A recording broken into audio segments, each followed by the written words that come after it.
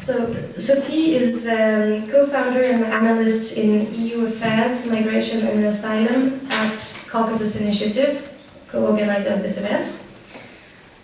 She owns 2 masters in international relations from the Sorbonne and a master of European politics from the LSE. Following a research scholarship at Columbia University, she worked for IRIS here in Paris, the European Commission as a rapporteur for the French domestic jurisdiction dealing with asylum seekers. And she is, as I said, Caucasus Initiative.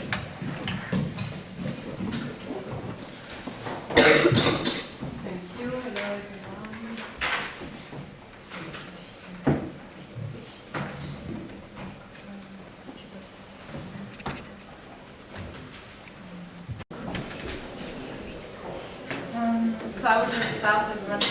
You don't necessarily need the text. So my name is Sophie. I got involved with the Caucasus Initiative last year when we created it.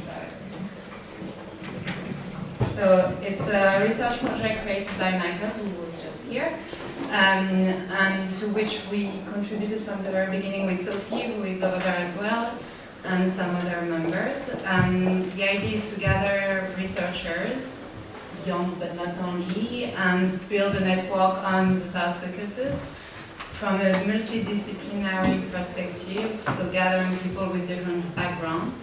My specific background is on migration and European politics. Sophie is an international legal analyst. And Michael is looking more at defense and geopolitical issues. So the project was born last year, and we did our first field trip in Abkhazia and Georgia and Armenia and Nagorno-Karabakh. And this year they are going back in the field, not a bit better by June. So the title of my presentation is Instrumentalisation of refugees in the South Caucasus. Sorry about that. So the context in which this topic takes ground is the one of the South Caucasus as a recent land of refuge for Syrian refugees since the outbreak of the Syrian conflict.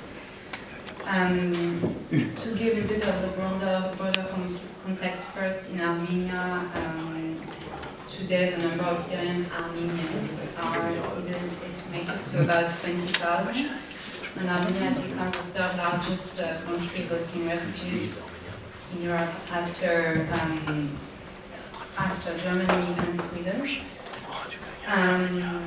In Georgia, the context of Syrian refugees is a bit different. We're talking about way less people, and they are mostly Christians arriving together with Egyptians in the 2010s.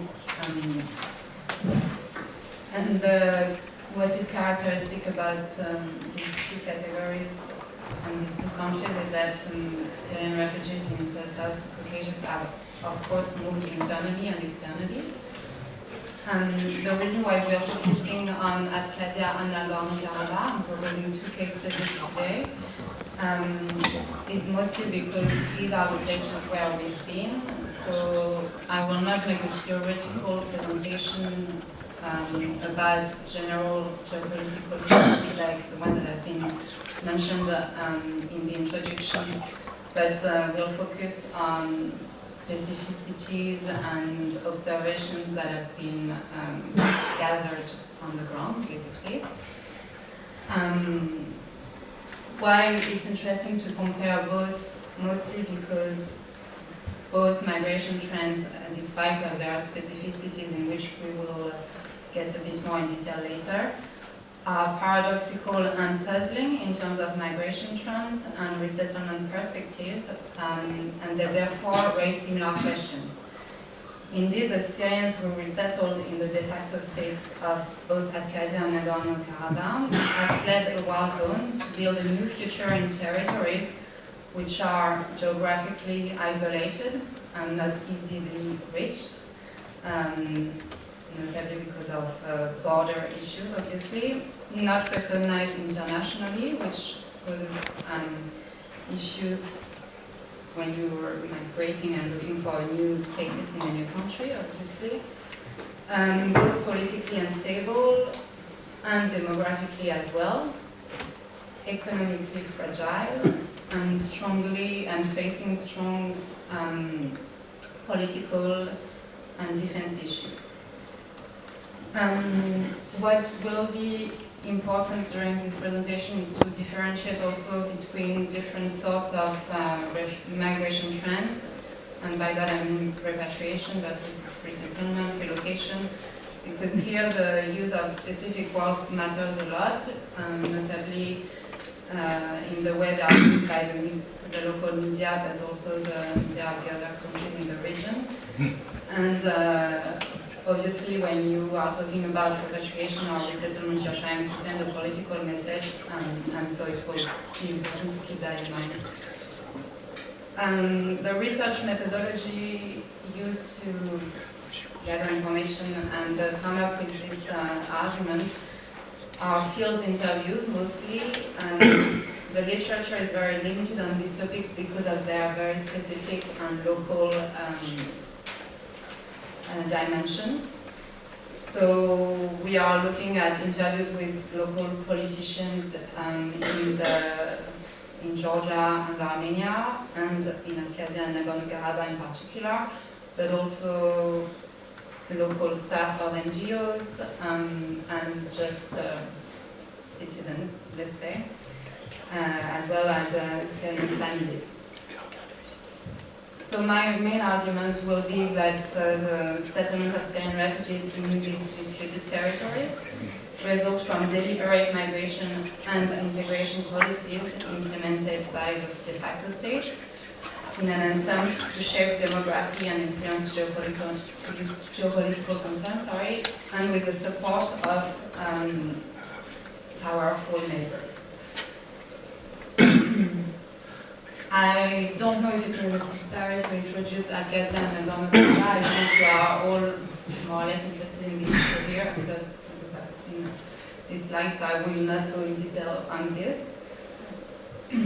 I will start by studying the case of Syrians in Abkhazia, and then the case of the relocation of Syrian Armenians in Nagorno-Karabakh, to draw comparisons and conclusions from these two cases.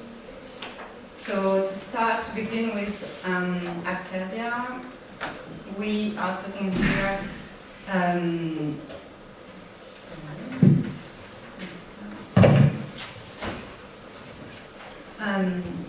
first of all, to give you an estimation, we are speaking about 500 Syrians currently living in Abkhazia. Conversely, the number of Syrians of Abkhaz descent living in Syria, just as a fun fact, let's say in 2012 was about 8,000.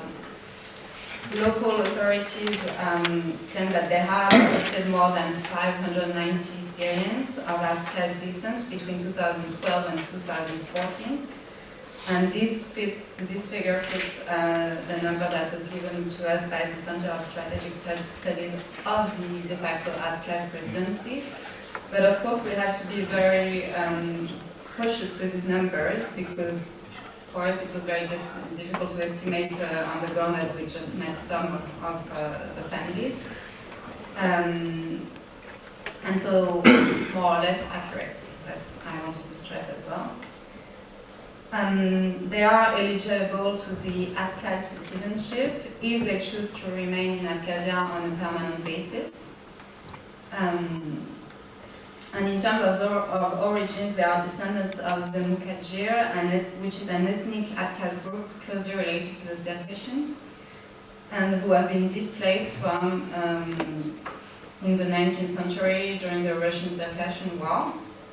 So they are therefore presented in that sense as repatriates or homecomers in Abkhazia. And as I said before, there are lots of them in Syria still today, or at least before the outbreak of the conflict. So as I said, it's defined as a return from the local authorities of Syrians of Abkhaz descent. Most of them came from the UN demilitarized zone between Syria and Israel, and following the escalation of the conflict in Syria, mostly as of 2012, the Abkhaz government, with the support from the Russian Ministry of Foreign Affairs and the diaspora in Syria, spread the word that there was this opportunity given to them to come and resettle in Abkhazia. We will now look at the living conditions which are there in Abkhazia. Most of them live in the capital city of Sorbonne, where there have been some integration projects implemented, and when we were there in May 2016, there were about 120 living in the capital city. And there was a local repatriation fund that was set up by the Abkhaz for housing, education, and financial assistance. And when they arrived, quickly they were provided with a room in a hotel, and later with a permanent residence, either in the capital or a bit further around. And they were receiving also a stipend, which was relatively high compared to local life standards. There are also international NGOs like the Danish Refugee Council, for instance, and the UNHCR, which are present on the ground and who have helped through other complementary projects, which are typically called peaceful coexistence, self-reliance, etc. And these NGOs mostly focused on providing infrastructure for business, giving economic opportunities, basically.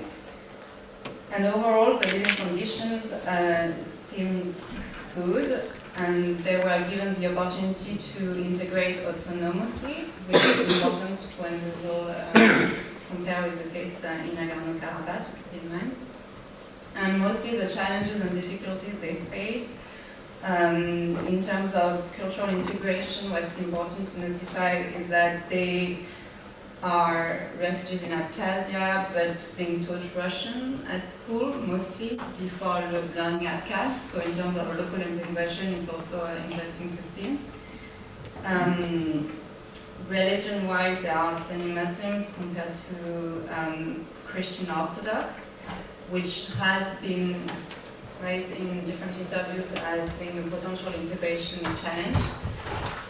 And of course, the main issue is the one of the de facto citizenship, which does not give them the opportunity to move around freely in other countries. And while Russia is accessible, they, for instance, don't have the opportunity to move with this de facto citizenship to Europe, etc., which creates, of course, an issue.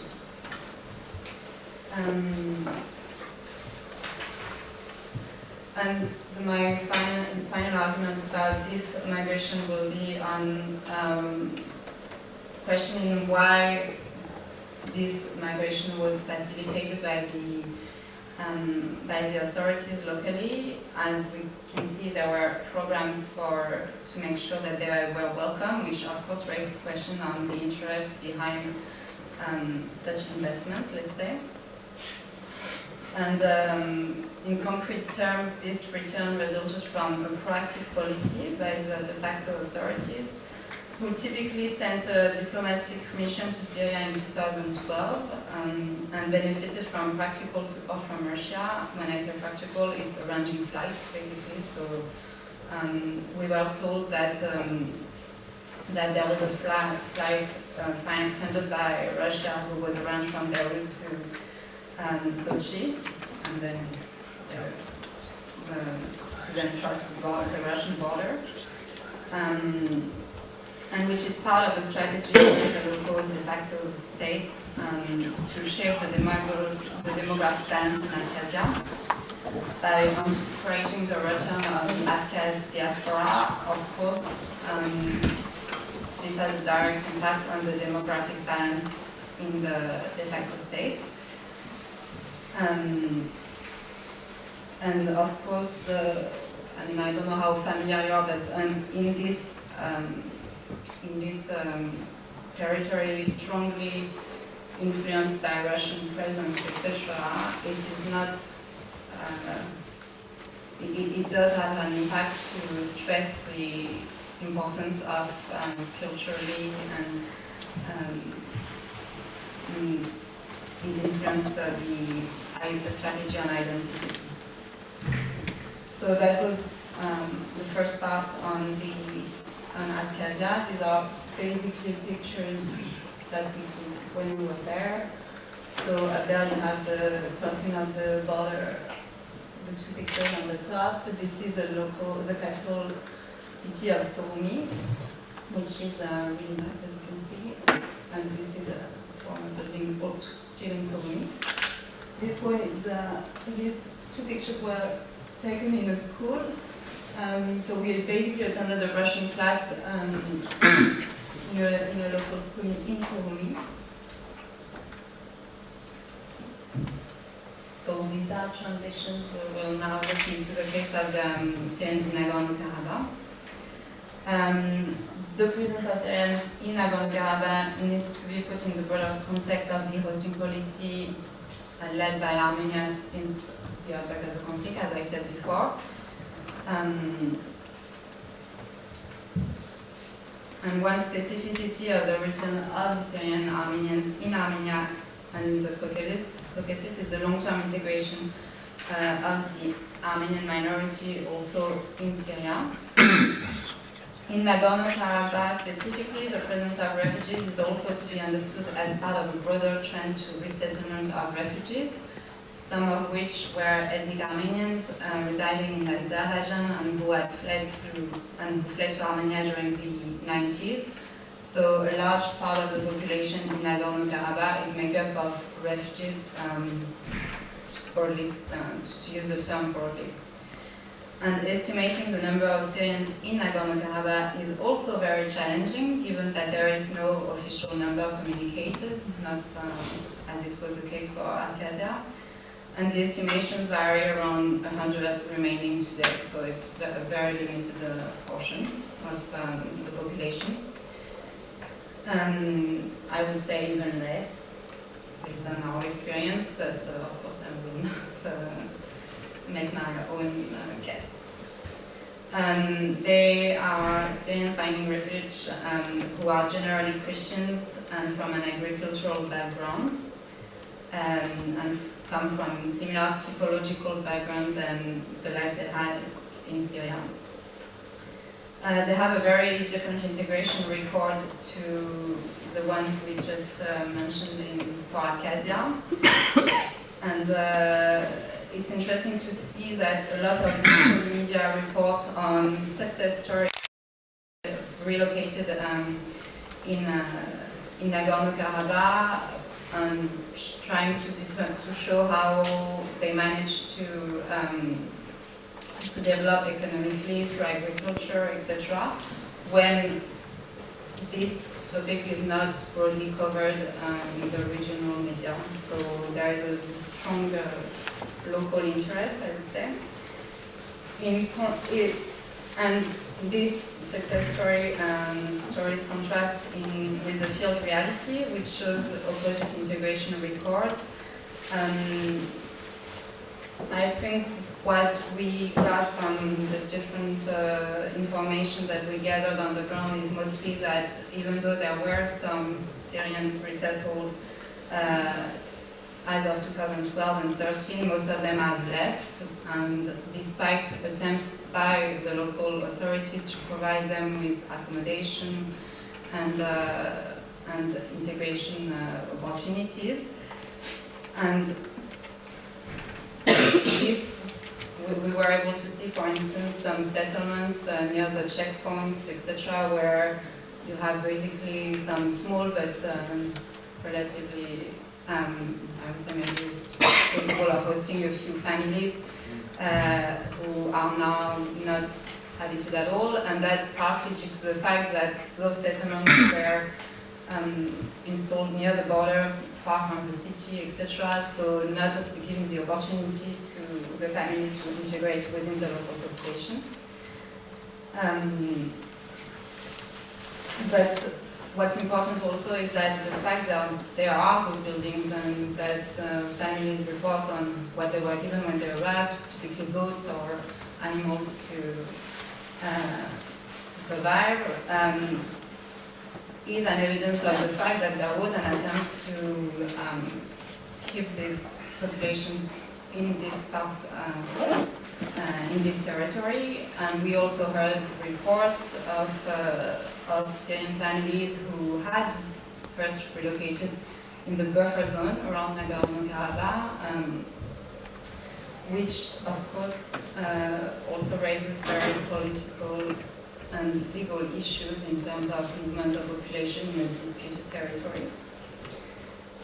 So despite the denial strategy by the de facto government and with the assistance of Armenian territories, we did see evidence of governmental measures being implemented to host Syrian families.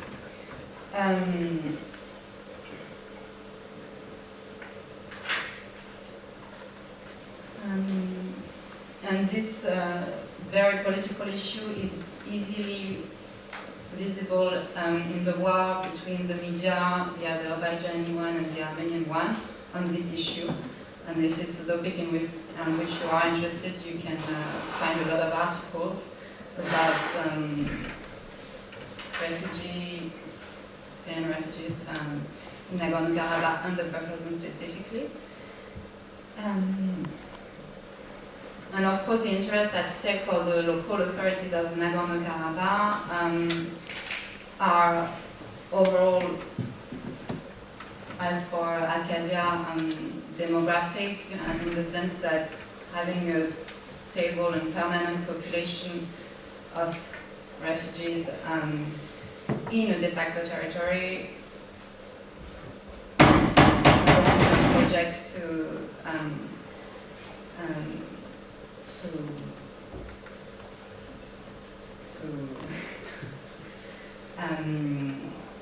build an argument on an ancrage, I would say, sorry about the lack of translation, in the territory. The actual consequences is that it didn't have, because most of them didn't stay, an impact on the ethnic composition of the territory. And I would even think that it could constitute potential additional obstacles in the long-term resolution of the conflict, notably because of the international legal issue that it raises.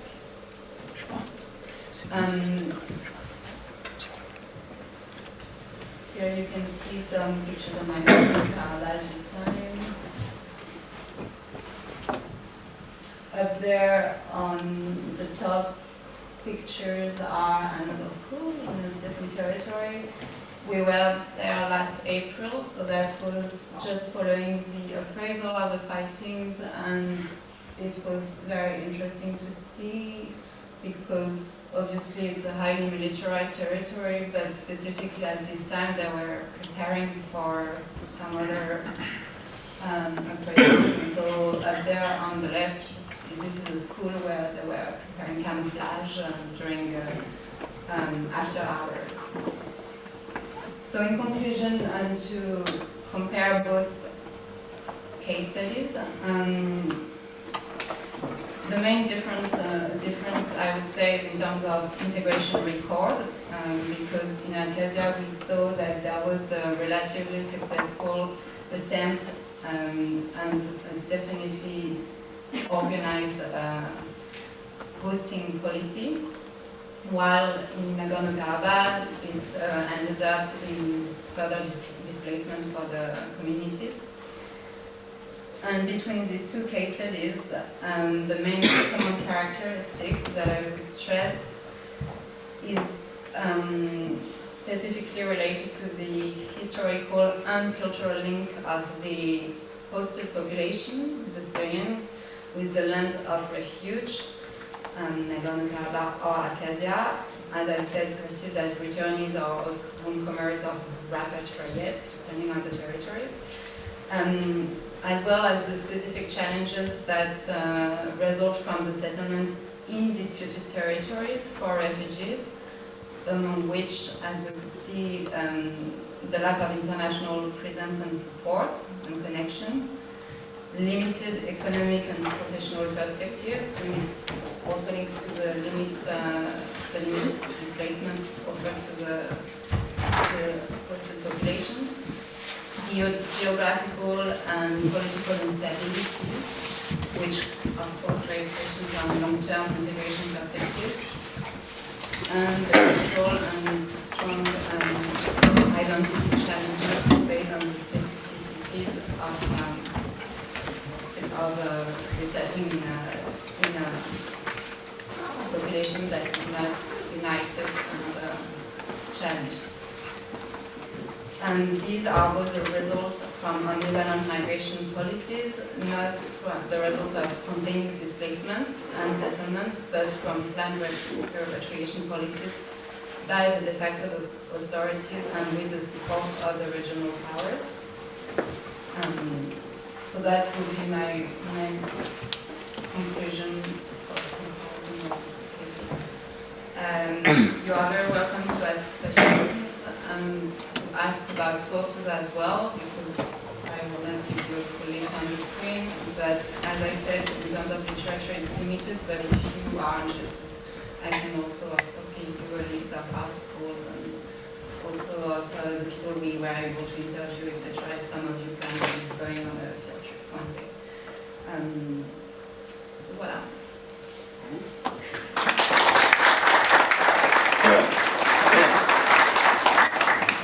Any questions?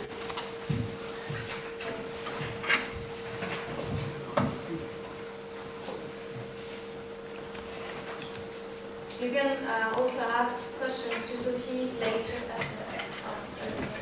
Can you introduce yourself shortly? My question is, what are the next steps in your project? The next step is in a couple of weeks, I think, when I'm leaving. So there is another field trip this year, 1 year after the first one. This time it will cover Azerbaijan, so of course it will be also very interesting to add this perspective to the only two territories that we have visited until now. And the idea is to regularly gather information on the ground and publish literature and to inform interested people in the topic. And also that includes organizing conferences and trying to reach out to the broader community.